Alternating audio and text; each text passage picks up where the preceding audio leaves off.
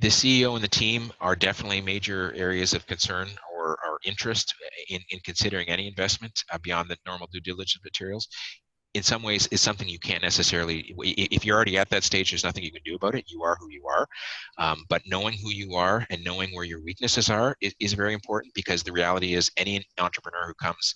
in front of any investor is going to have certain blind spots. The team is going to have blind spots, and you need to have some idea as to what those blind spots are, so that you can have the humility to ask for help from whoever the angel investors are. Far too often I find, particularly amongst technical founders, and you get a lot of that here in Waterloo, where it's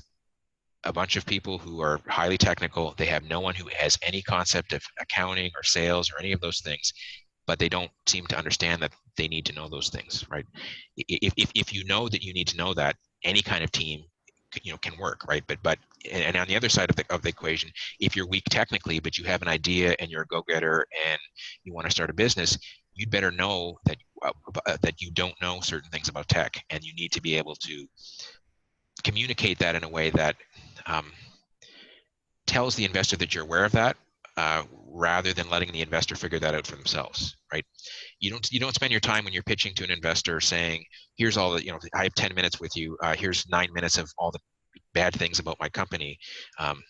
will you invest in me? But you better spend a minute or two of that answering the questions preemptively with your own narrative about the things that I'm probably going to ask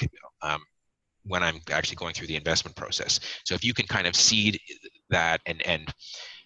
know what your weaknesses are and be able to kind of again shape that conversation, you're going to be in a better position than if you pretend these things aren't existing or hoping that I'm not going to notice. I probably will notice, and if I think that either A, you're playing me and